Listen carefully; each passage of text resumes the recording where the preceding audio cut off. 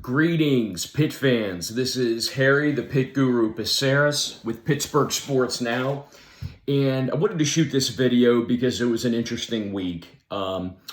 Pitt launched alternative uniforms. And interestingly enough, a portion of our fan base went absolutely crazy. And I thought I would talk about basically the uniforms, the strategy behind them, especially with currently in college football. But to do that, I think it's important that you take a step back and look at the totality of the situation. So to start everything off, it was interesting. Someone this week posted a Pitt COVID mask, and I thought it would sum up the beginning of this video.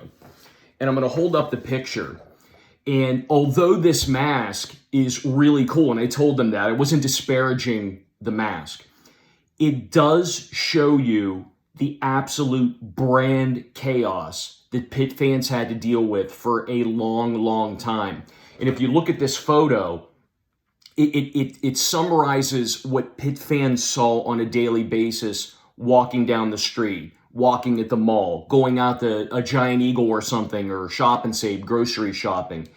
It was complete brand chaos for a long time. And I really think it added to the fatalistic attitude that a lot of Pitt fans had, and some still have, and this on-edge fan base that is very reactionary.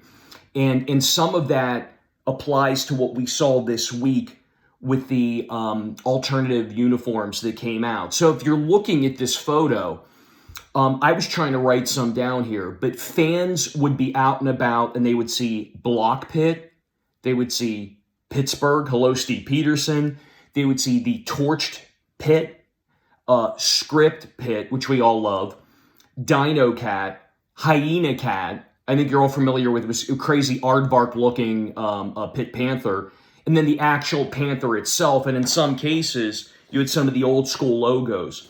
So this is what fans were dealing with for the long time, let alone 3 to 4 different iterations of the Pitt Panther colors. Blue and gold, but in one, you had the mustard. There was a variation that went on for a long time. And again, I really think I still see it. Obviously, I'm connected to a lot of Pitt fans, and I have been for 20 years, and I still see this on-edge, fatalistic mindset.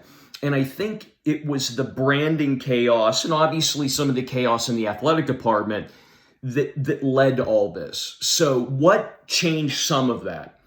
And you go back, and that was one, solidifying the Pitt script, which you see in some of these helmets.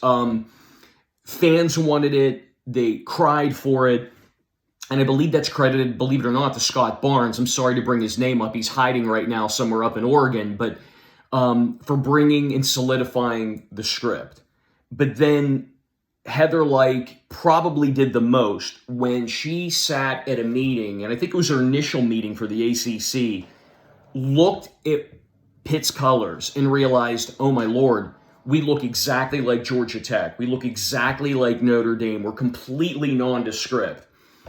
And she went in with the new, vibrant, distinctive, classic colors that Pitt has right now. Vibrant blue, vibrant gold. They stand out. Obviously, the new helmet is up here.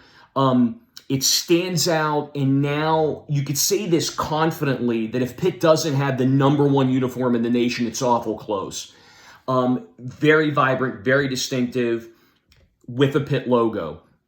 So that takes us to this week, and what alternative uniforms are, especially for those that are looking at me going, I hate them. And there were a portion, I was actually attacked on Twitter that didn't like them. It's a maturation in branding. It's a maturation in the process. Players, the youth demographic, and in particular, most importantly, recruits love variation in uniforms. So what was done today was a maturation in the process, what was done this week, and I think they were announced on Sunday, was a maturation in the process and it brings up in my opinion, really cool, really unique uniforms the recruits can look at, and they can be used more as a marketing tool as well. So not only will you see them on Saturday when Pitt plays Louisville, but you're already seeing the memes that are out there, the ingots of steel that are flying out. Recruits love this stuff. And it was Rashad Weaver that put it out that said, don't we matter? Because we love these uniforms. So that's why they're done. And you know, my sample set are the teens in my neighborhood. People may see me tweet about this, but I have a group of 20 to 30 teens that play basketball every day in front of my house. We actually had shirts made up, the Psaros Basketball League. And I asked the large majority, what do you think? And all of them, the big word was sick. They loved it. And that's the demographic that's going to want to buy the gear, although we bought some as well, that's going to buy the gear and want to go out and wear it. Then, so for my litmus test of the 20 that were out there, they went nuts. They loved it, which means for me, for Pitt, it's a win. Second of all, yesterday I had a late day, stopped by Dick's Sporting Goods and just wanted to go and see if I could grab some of the new gear. And they basically laughed at me. In 1 hour, and I live in Robinson Township, in 1 hour, the gear sold almost out completely. There were some women's items left.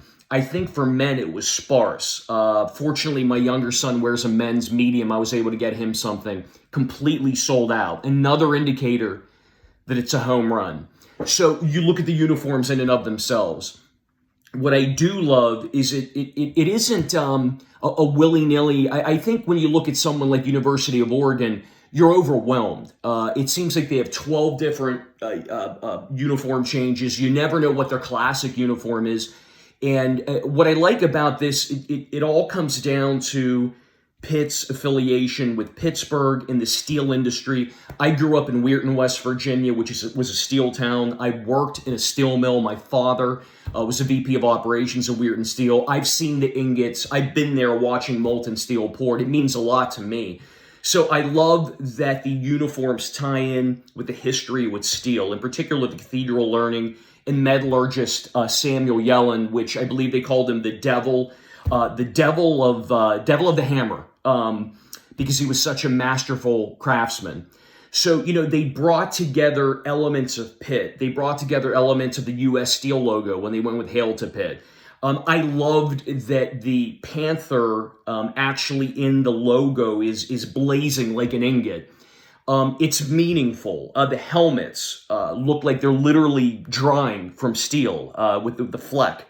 I think they're particularly sharp. I think the large majority of people that got a hold of me seemed to like them. I was still shocked, though, at the vocal minority that really were opposed to the alternative uniform. So what I ask of those fans is to really consider what's important. It's important to bring in talent.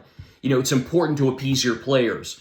And that's what they're doing. This is a maturation in the process. I think these are uniforms you're going to see be brought out maybe every so often, but it's not going to be a regular part of their rotation because what Pitt has right now is classic and beautiful. So I do look forward to seeing the alternative uniforms. I wanted to kind of bring out that mindset, something to think about. It's actually a maturation in the brand and something that should be supported. So if you're out there, good luck trying to find the gear. It's been hard to get. I finally found some online and ordered it last night, and I look forward to wearing it. And who knows, I may buy that helmet and add that to my collection here in my study. So just want to talk about swagology and why it does matter. Hail to Pitt, beat Louisville. Thank you for listening.